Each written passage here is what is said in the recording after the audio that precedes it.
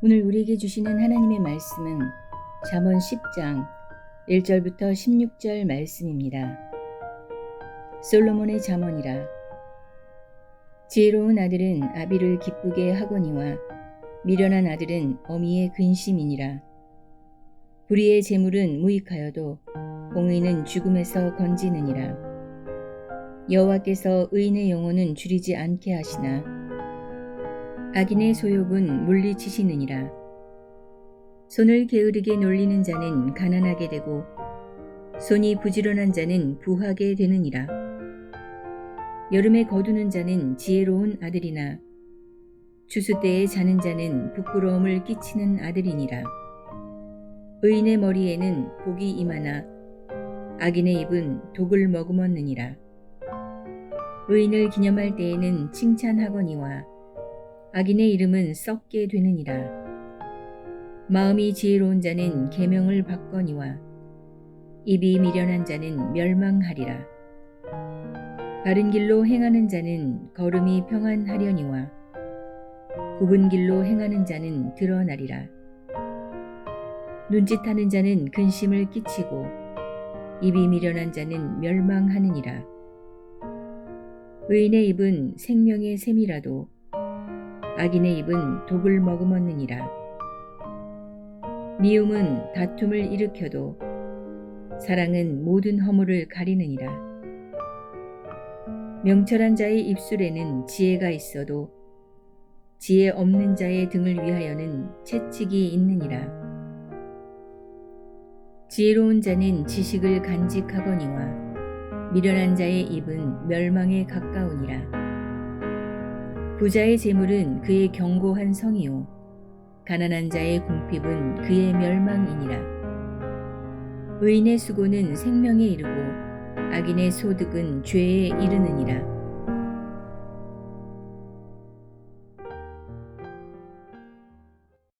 솔로몬의 잠언이라는 말로 시작하는 10장부터 22장 16절까지는 지혜에 대해서 구체적으로 가르침이 이어집니다. 지혜는 추상적인 것이 아니라는 것입니다. 지혜는 탁상 공론도 아닙니다.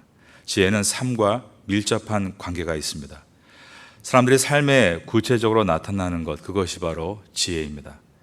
솔로몬은 오늘 본문을 기점으로 교훈하고자 하는 잠언들을 종류에 따라 나열하는데, 나열된 종류들을 크게 둘러 보면 의인의 삶과 그리고 악인의 삶입니다. 하나님의 뜻을 따르는 의인과 하나님을 거역하는 악인은 그 행실이 어떻게 다른가, 이것을 하나하나 열거합니다. 먼저 의인의 특징을 오늘 본문에서 보면 그것은 부지런함입니다. 오늘 본문의 첫 절인 잠언 10장 1절을 보겠습니다. 솔로몬의 잠언이라. 지혜로운 아들은 아비를 기쁘게 하거니와 미련한 아들은 어미의 근심이니라. 불의의 재물은 무익하여도 공의는 죽음에서 건지느니라. 여호와께서 의인의 영혼은 줄이지 않게 하시나 악인의 소욕은 물리치시느니라. 손을 게으르게 놀리는 자는 가난하게 되고 손이 부지런한 자는 부하게 되느니라. 부지런함은 자기가 맡은 일을 뒤로 미루지 않는 것을 뜻합니다.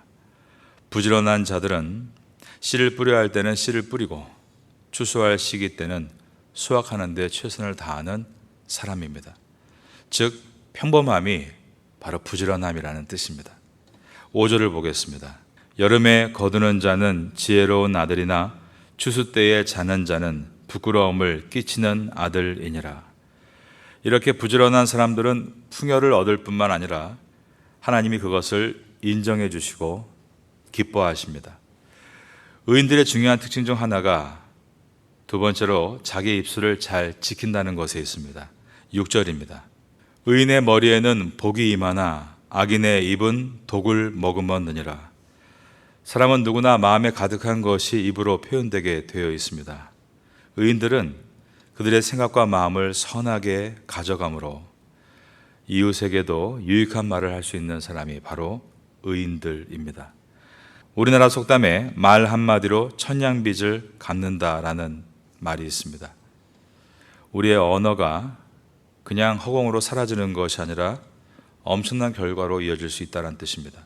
자신뿐만이 아니라 이웃에게도 지대한 영향을 끼칠 수 있습니다. 따뜻한 말 한마디가 다른 사람의 상처를 치유할 수 있고, 비난하는 말 한마디는 영혼을 좌절시킬 수 있습니다.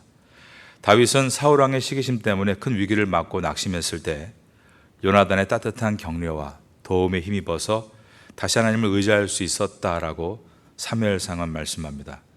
이렇듯 요나단과 같이 의로운 사람은 그 입술을 잘 관리하여서 이웃을 격려하고 하나님께 나아가게 만들어줍니다. 하나님은 우리를 그리스도 안에서 의롭다라고 여겨주셨습니다. 그 뜻은 우리는 하나님의 그 은혜 안에서 이제 점점 성화하는 가운데 특별히 입술의 성화를 이루어야 한다라는 뜻입니다. 솔로몬은 하나님의 뜻과 전혀 상관없이 살아가는 악한 자들이 있다라고 말하면서 악인들은 잠시 풍요와 안락을 누리더라도 궁극적으로 가난과 수치와 멸망을 당하게 될 것이다. 7절부터 8절의 말씀입니다. 의인을 기념할 때에는 칭찬하거니와 악인의 이름은 썩게 되느니라. 마음이 지혜로운 자는 계명을 받거니와 입이 미련한 자는 멸망하리라.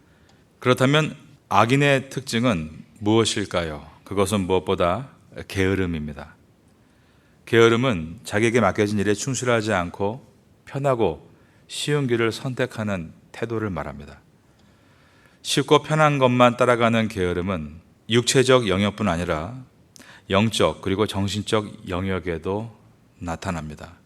사람은 성숙을 위해서는 반드시 길고도 험난한 과정을 겪어야 합니다. 어느 누구도 그것을 겪지 않고 성숙할 수 없습니다. 요셉이 그러한 역경을 거친 다음에 성숙한 사람이 되었고, 다윗도 광야에 13년의 시간이 없었다면 그러한 성숙함을 이뤄낼 수 없었습니다. 그런데 게으른 자들은 생각하기를 싫어하고 탐구하기 싫어하고 그리고 그러한 어려운 길을 피해 가는 것만을 좋아하므로 계속 미숙한 상태를 유지하는 것입니다. 이러한 악인들의 최후를 잠언은 멸망이라고 말씀하고 있습니다. 14절입니다. 지혜로운 자는 지식을 간직하거니와 미련한 자의 입은 멸망에 가까우니라. 이 멸망은 한 개인뿐 아니라 그를 가까이 하는 모든 공동체에게도 영향을 미칩니다. 미성숙한 인격으로 폭력적인 언어를 사용하고 상대방을 힘들게 하고 시비와 다툼을 일으키면 그 한 사람으로 인해서 공동체가 매우 큰 고통과 진보를 이루지 못하는 것입니다. 14절부터 봅니다. 지혜로운 자는 지식을 간직하거니와 미련한 자의 입은 멸망에 가까우니라. 부자의 재물은 그의 견고한 성이요 가난한 자의 궁핍은 그의 멸망이니라. 치열하게 대적해야 될 것이 바로 게으름이라는 것이고, 또한 치열하게 오늘도 우리가 지켜내야 될 것이 바로 우리의 입술이라는 것을 본문이 말씀하고 있습니다. 여러분의 삶 가운데 계속 성숙하고 변화되어가는 그 성실함을 놓치지 말고 오늘도 성화를 이뤄갈 수 있게 되기를 주님의 이름으로 축원합니다. 또한 여러분은 오늘도 무엇보다 치열하게 지켜야 될 것이 우리의 입술인 것을 기억하고 항상 기도하듯이 은혜가 있고 여러분의 했던 모든 말들이 반드시 놀라운 열매로 돌아오기를 또한 주님의 이름으로 축원합니다. 그러므로 날마다 악한 습관들과 싸우면서 하나님이 기대하시는 의로운 삶을 위해 우리가 노력해 나아갈 때 그 놀라운 결과를 잠언이 보여주고 있는 것입니다. 의인은 맡은 일을 부지런히 감당하고 자기를 철저하게 성찰하는 사람이다. 그리고 따뜻한 격려와 위로의 말로 다른 사람을 찾아가는 사람이다. 우리는 매사에 하나님 백성으로서 이러한 고귀한 습관들을 만들어가는 것, 바로 그것이 성도의 삶입니다. 누구나 조금만 마음을 느슨해지면 두 가지로 나타나게 됩니다. 첫째가 게으름이요, 두 번째가 말의 실수입니다. 우리가 알고 있는 것처럼 다윗도 그 긴장했던 마음을 조금 늦추었을 때 나타남은 게으름이었습니다. 잠을 제대로 자야 될 시간에 자지 않는 것도 게으름이고, 일어나야 될 시간에 일어나지 않는 것도 게으름이며, 해야 될 생각을 하지 않고 다른 것에 빠져 있는 것도 게으름인 것을 기억하시고, 오늘도 이 아침 가운데 하나님 나를 다시 은혜로 깨워주셔서 하루가 지났을 때에는 우리의 속사람이 더욱더 깊어지고 그 깊은 은혜가 입술로 투영되는 고귀한 삶이 되게 하여 주시옵소서. 기도하시고 힘차게 하루를 승리할 수 있게 되기를 예수님의 이름으로 축원합니다.